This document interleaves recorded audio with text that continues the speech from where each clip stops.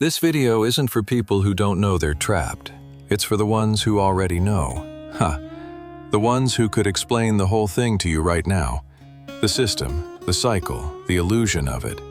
The ones who've read the books, watched the talks, nodded along to every critique of modern work culture, and still opened their laptop Monday morning. Because the most interesting psychological question isn't, why do people get trapped in the rat race? No. The real question, the one nobody really asks, is, why does knowing you're trapped not set you free? If that question hits close to home, stay with me. And if this kind of content, real psychology, real patterns, honest answers, is what you're looking for, subscribe. New videos every week. Let me describe a very specific type of person. They're smart. They work a job that looks great from the outside. Good salary, some status, maybe a title that sounds impressive at dinner. And they fully and consciously know that something is off. They fantasize about quitting. They talk about it with their close friends. They feel it every Sunday evening when the dread of Monday settles in like a familiar weight. But they don't leave. And here's what makes this so interesting. They're not in denial. They don't think the system is fair, or that more money will finally make them happy, or that the next promotion will change everything. They've already seen through all of that. They're not asleep. They're awake inside the cage. And that, psychologically, is a completely different problem. Most people assume that awareness is the first step to change. See the problem, understand it, fix it. But what happens when you see the problem clearly, understand it deeply, and still can't move? Here's the reframe. Awareness, by itself, doesn't break patterns. And in some cases, it creates a very sophisticated way of staying stuck. When you understand the rat race well enough to explain it, you can convince yourself that understanding it is somehow the same as being above it. Cynicism becomes the exit that isn't. You laugh at the system. You bond with people over how absurd it all is. You feel a kind of intellectual distance from the trap, while still being completely inside it. The awareness becomes the anesthesia. To understand why this happens, we need to go deeper than motivation. We need to look at how the brain actually processes reward. In the 1970s, psychologists Brickman and Campbell introduced what they called the hedonic treadmill. The idea is this: no matter what happens to us, a raise, a promotion, a new car, a big life event, our level of happiness tends to return to roughly the same baseline. The joy fades, the excitement adapts, and we're back where we started, just with a higher benchmark for what normal feels like. Think about what this does inside the rat race. Every milestone delivers a real feeling of relief. Getting the promotion feels good. The raise feels good. The bigger apartment feels good. But the feeling doesn't last, and the baseline keeps shifting up. So now you need the next thing to feel okay again. Not happy, just okay. The rat race doesn't feed ambition.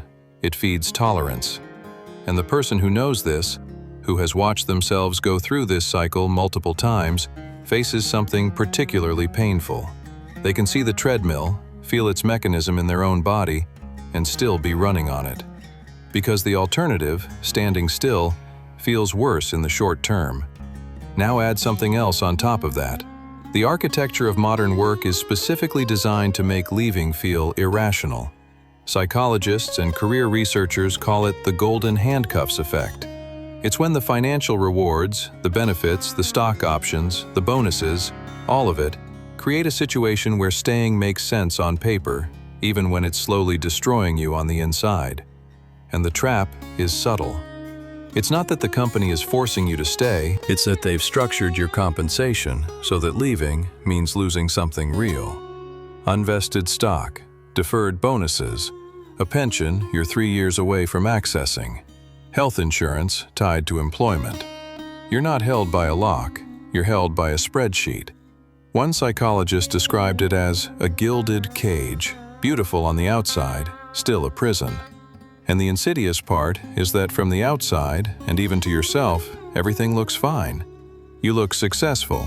You are, technically, doing well, which makes it almost impossible to complain about, or to justify leaving, or even to fully admit how much it costs you. Here's how the trap tightens over time. When your income goes up, your life expands to meet it. The apartment gets nicer, the kids go to a better school, the holidays get more expensive, the subscriptions accumulate. The financial obligations, the mortgage, the car payment, the private insurance, all calibrate to your current income level. Researchers call this lifestyle inflation, and it's not a moral failure, it's almost automatic. Each individual choice is completely reasonable. Of course, you want a better neighborhood when you can afford it. Of course, you want your children to have good opportunities. But what happens is, every reasonable choice becomes another thread in the net. And after enough years, you're not trapped by one big decision. You're trapped by the accumulated weight of 100 small, perfectly sensible ones. Leaving the rat race no longer just means quitting a job. It means dismantling a life. This is where the psychology becomes really precise. Leon Festinger's theory of cognitive dissonance, one of the most replicated findings in social psychology, describes what happens when what we believe and what we do don't match. The discomfort that creates is real. It's not abstract. It's something the mind actively tries to resolve. But here's the critical part. The mind doesn't always resolve it by changing behavior. More often, it resolves it by changing the story. I need the stability for my family. I'll leave in 2 more years. It's not that bad, really. At least I'm building towards something. These aren't lies exactly. They're the mind doing what it's built to do: protect internal coherence. The gap between knowing and acting gets filled with narrative, and the more intelligent the person, often, the more sophisticated that narrative becomes. Then there's something called learned helplessness, a concept developed by psychologist Martin Seligman. After repeated experiences of trying to change something and failing, the mind stops trying. Not because the exit isn't there, but because the brain has learned, through experience, that trying doesn't work. People in this state don't lack desire. They lack a felt sense of agency. They can see the door. They've just stopped believing they can open it. But here's where it gets even more complicated, and this is the part that almost never gets talked about. For many people, the rat race isn't just a job situation, it's an identity situation. When you've spent 10, 15, 20 years building a career, when what you do has become how people recognize you, how you introduce yourself, how you measure your own worth, then leaving isn't just a logistical challenge, it's an existential one. Quitting doesn't feel like changing direction, it feels like erasing yourself. Research consistently shows that threats to identity are processed by the brain similarly to physical threats. The discomfort is real and primal, which is why the idea of leaving, even when intellectually it makes perfect sense, can produce something that feels like fear, like grief, like vertigo. It's not weakness. It's the nervous system protecting what it recognizes as you.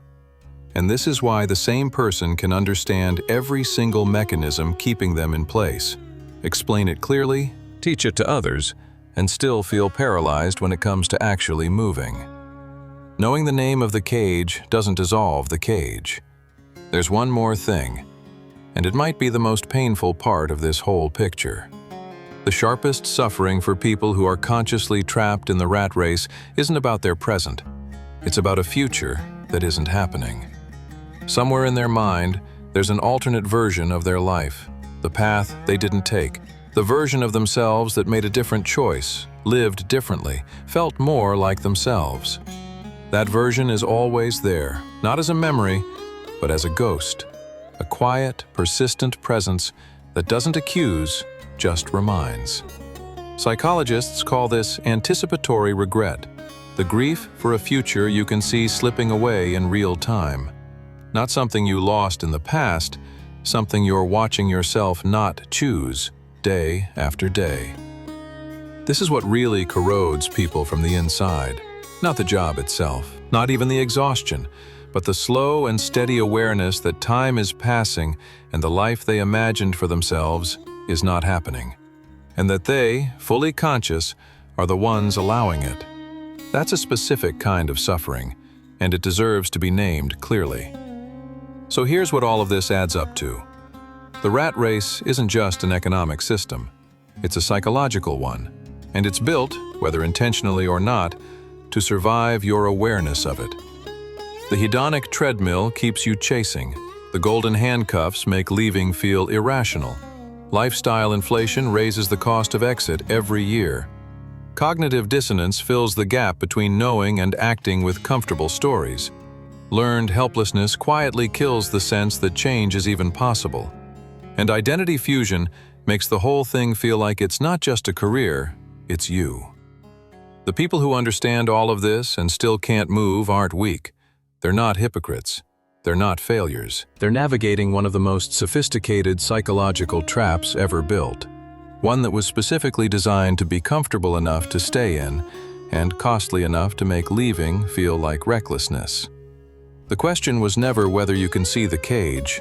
The question is what you do once you realize that seeing it isn't enough. And that's not a question with an easy answer, but it's the right question to be asking. If this video put words to something you've been feeling for a while, leave a comment. I read them. And if this kind of content is what you're looking for, real psychology, honest analysis, no generic advice, subscribe. There's a lot more where this came from.